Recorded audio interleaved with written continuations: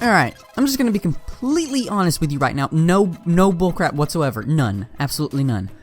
There is no easy way to defeat the Empress of Light. This boss is the absolute epiphany of the kick in the pants analogy that I used in the twins video. Now, in that video, I said, hold on a second, you're telling me I actually have to move in order to stay alive? Well, that was true for the twins, but it's even more true for the Empress of Light. There is absolutely no breathing room in this boss fight. No breaks, no stops. When you put that seatbelt on, you're going off the cliff. You're gonna take a lot of damage in this boss fight, and you'll most likely die a few times, but that's just the way this boss is. Just watch this guide, do the homework, eat a pint of ice cream, cry in the shower. You'll get through this, I promise. In this guide, I'll be going over the arena setups, the accessories needed, potions, and of course, all the classes and their weapons. Let's start with the arena and the accessories because those are honestly the two most important things that we need to talk about.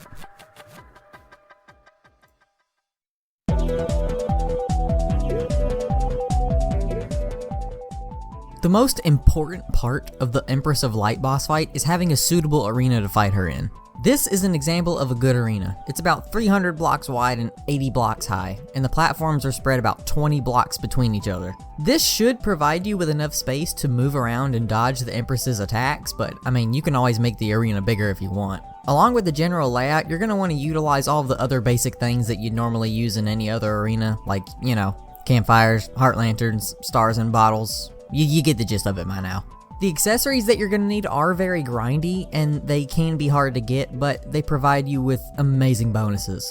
So, the 6 accessories that you're going to need, discounting the special accessories that you're going to need for the rest of the classes, are wings. I used beetle wings, but any wings of your choice will probably work out just fine. Terraspark boots, Master Ninja gear, a Brain of Confusion or a Worm Scarf, a Celestial Shell, and finally, the Frozen Shield.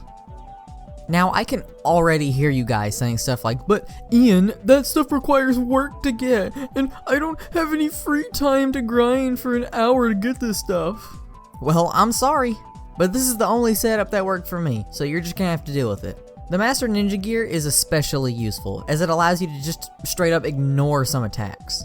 The Frozen Shield will also keep you safe, as it blocks 25% of damage when you're below 50% health. And all the other accessories, well, I think it's pretty obvious why you'd want to have these. Terraspark boots make you zoom, wings let you go wee, and the Celestial Shell turns you into a furry. You know what, on second thought, maybe we should. And potions, well, potions are also pretty obvious. You're going to want some greater healing potions, Iron Skin, Regeneration, Endurance, Wrath, or Rage potions, Swiftness potions, and any food that provides you with medium stat improvements. Since it's spooky season, I'd recommend pumpkin pie, but you can choose whatever you want. Alright, that was a breakdown of the arena, the general accessories, and the potions. Now, we'll move on to the classes. You guys ready? Alright, let's start with melee.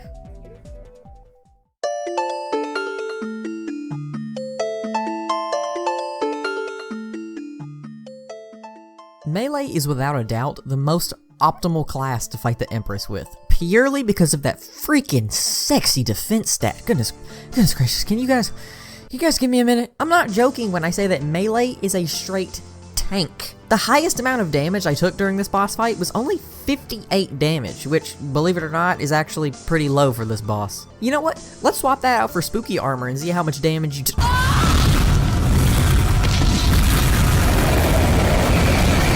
Yeah, you know what? I think I'm just gonna stick with melee for now. Alright, let's get into the armor. You're gonna want to use beetle armor, specifically with the beetle shell, since it provides you with a ton more defense than the beetle scale mail, at a whopping 32 defense for just the chest plate. Goodness gracious, I'm sorry. Can you guys give me a few more minutes? Along with that, the specific accessory that you're gonna need is the Fire Gauntlet. The Fire Gauntlet gives you 12% more melee damage, 12% more attack speed, and strangely, a 10% size increase for your melee weapons. Huh. Interesting. There aren't any specific potions that you really need to use for melee, just use the default ones I showed in the last section. Oh, and also, I didn't mention this in the last section of the video, but the Rod of Discord really helps with this boss. The ability to teleport out of inescapable situations is extremely valuable. Alright, now for weapons. There's 2 weapons that you can use against the Empress of Light. In general, out of the two, I obviously recommend the Terrorblade. It's got good damage, good swing speed, and it fires a freaking projectile so you don't have to get close to the Empress. And trust me, you do not want to get close to the Empress. But the other weapon is also very viable if you don't want to worry about aiming too much. But you can only get it in a corruption world. That weapon is the Scourge of the Corruptor. Honestly, I'm just gonna say this right now. The Scourge of the Corruptor might be the best reason to play on a corruption world, hands down. This thing is one of the most unique melee weapons in any game I've ever played. And it's kinda strange that I say that because it's actually really simple. The Scourge does 70 damage, and when used, it throws a javelin that has no arc, by the way, and when that javelin comes into contact with anything, whether that be a wall, an enemy, or your mom, it splits apart and summons 2 to 4 tiny homing eaters of souls. Not only is this weapon just freaking awesome in my opinion, it can sometimes, keyword sometimes, be easily acquired. And because it doesn't matter where you throw this thing, you can just aim at the floor and you'll still do damage because of the homing eaters. So in conclusion, in terms of practicality, I'd probably say use the Terrorblade. But if you don't want to worry about keeping your cursor on the Empress all the time, use the Scourge. Alright, that was the melee class. In my opinion, the most optimal class. Melee is tanky, and it puts out good damage. All in all, melee is probably your best bet. But, if you want to go pew pew and not swing swing, well, the next class up on the list is good for you.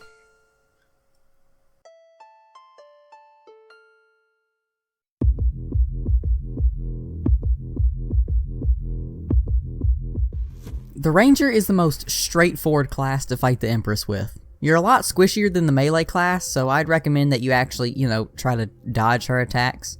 Unless, you just like taking 200 damage for some reason.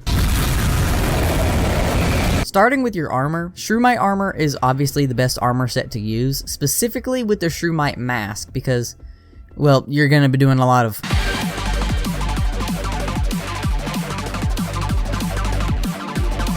For your accessory, you're going to want to use either the Ranger emblem or the Destroyer emblem. Yeah, there's not that much in terms of really great Ranger accessories, but I mean, hey, 15% more damage is 15% more damage, I guess. The specific potion that you're going to want to use is, of course, the Ammo Reservation Potion, along with the Ammo Box for maximum ammo conservation. The Ranger also only has one weapon that I found viable against the Empress, and that's a rapid chain gun with chlorophyte bullets. The chain gun does good damage, it's got an absolutely insane fire rate, and the chlorophyte bullets make up for its just really bad accuracy. I mean, like, seriously, what the frick is this, dude? Like, come on. And, yeah, that's pretty much it. Like I said, pretty straightforward. The Ranger is squishy, but not so squishy. Like, if I had to give an example, the melee class is like, you cooked brownies maybe for a little too long. And the Ranger class is like you took the brownies out 5 minutes before they were ready. That makes sense? No? Okay, you know what? Let's just move on to the Mage class.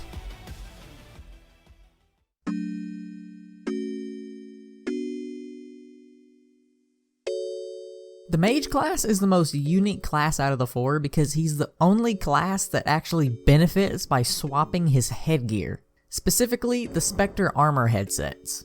Both of the headsets have unique abilities, and each one is viable in their own right.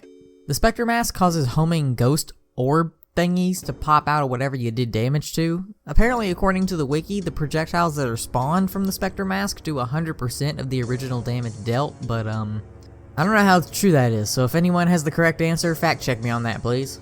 And the Spectre Hood completely neuters your magic damage by 40 freaking %. And its upside? Well, every time you deal damage to an enemy, you get health back.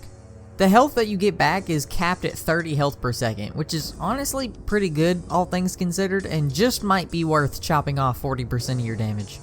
The best strategy that I've come up with is using the Spectre Mask to deal a lot of damage, and then when I get hurt, because, well, the Spectre armor has defense comparable to a potato chip, so I mean, I'm obviously gonna get hurt. I quickly switch to the Spectre Hood to get most of my health back. And then, after I get all the health I need, I switch back over to the Spectre Mask to keep dealing maximum damage. The accessory that you're going to want to use is the Mana Cloak for its ability to automatically drink mana potions when needed. Although, if you don't want to use the mana cloak, you can always use the magnet flower as a decent enough substitute, I guess. And for potions, obviously you're going to want a bunch of mana potions. I used greater mana potions because, well, by this point I assume that you've already got an underground money farm that you can use to farm Souls of Night. So you can just kill a bunch of mimics, and if you don't have one, I'm sorry. As well as mana potions, you're going to want some magic power potions, mana regen potions, and you're going to want to utilize the crystal ball for the clairvoyance buff. Trust me, clairvoyance is really freaking good. Make sure you use the crystal ball. There is no reason not to. And finally, the weapons. Or, I really should say weapon, because this weapon completely outclasses all of the other ones that I used. Alright, I just need somebody to tell me this right now, alright? Why has nobody told me that the freaking Spirit Flame exists? Seriously, before I recorded this video, I had no idea that the Spirit Flame was even a weapon, but oh gosh, is it worth using. Not only is it cheap, it deals a crap ton of damage, and the fact that the explosive flames home in on enemies. I mean, come on man, you can't put a price on that. The other weapon though is still effective, and I've honestly got no problem saying that it's one of my favorite weapons in the game, and that's the Razor Pine. Now, don't get me wrong, the Razor Pine is really, really good, but I personally prefer the Spirit Flame so I can focus more on dodging the Empress's attacks. But if you're good at aiming and dodging 30 billion projectiles at once, then I'd recommend the Razor Pine. But I mean, come on man, the Spirit Flame can be acquired pre-mech boss, and in my opinion, it's just way cooler, so it basically wins by default. I'm kidding, by the way, please, Razor Pine fanboys, don't butcher me in the comments, please. Anyway, we're gonna move on to Summoner now. Okay, cool.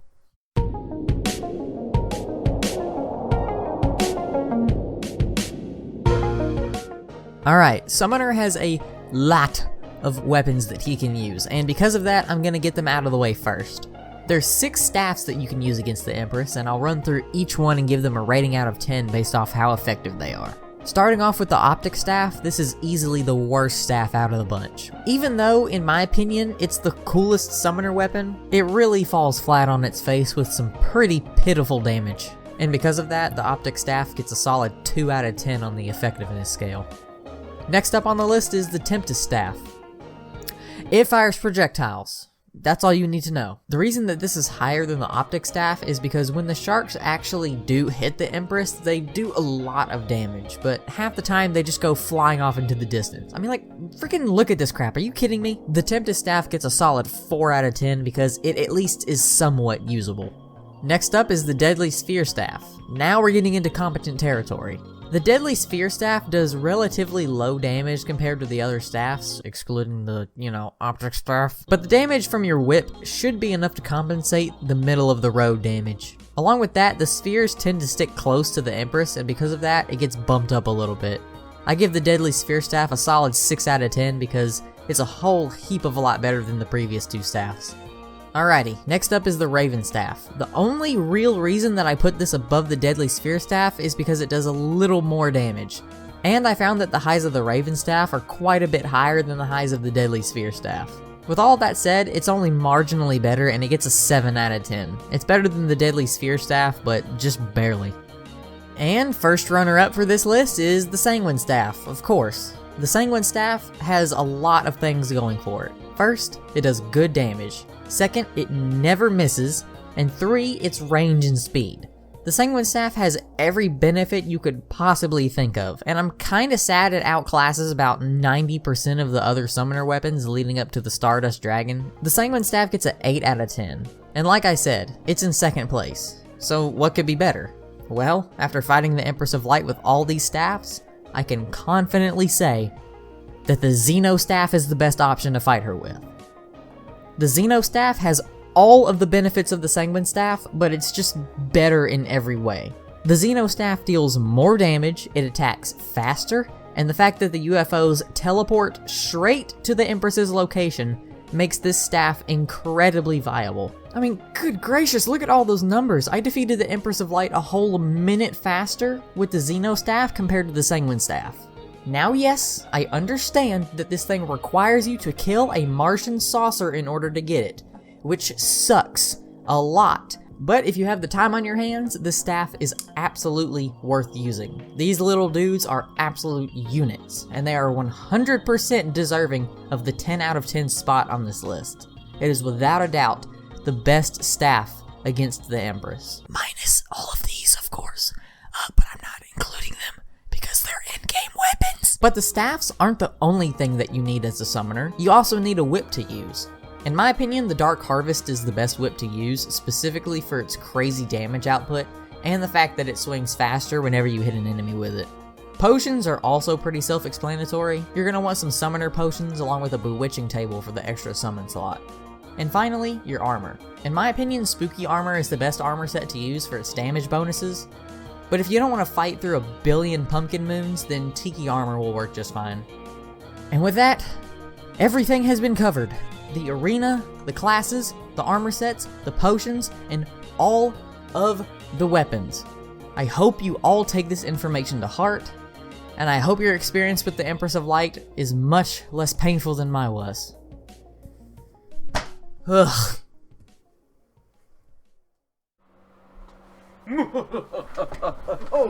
Oh gosh. Yes. Happy Halloween, everyone. Happy early Halloween, at least. Yeah, if you're wondering, the reason that I am wearing this mask is because I got a giant freaking pimple on my forehead. Look at this. Look at that.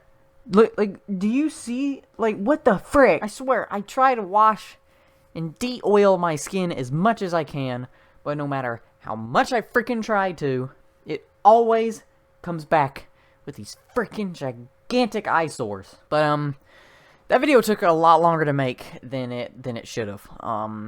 Procrastination, it got in the way, and also school got in the way. You know, I'm in my final year. I'm in my senior year of high school, so I mean, I've just got a lot of work to do. So, but I hope y'all enjoyed that video. If you did, hit the like button and subscribe. Obviously, like my hair. Oh gosh, my hair sucks. Ugh. But I hope y'all enjoyed, and if you did, once again, hit the like button and subscribe. And if you do subscribe, please make sure to hit that notifications button. I would greatly appreciate it. Sorry, dust. But anyway, I'm gonna roll the credits of the people who made the music. So peace out.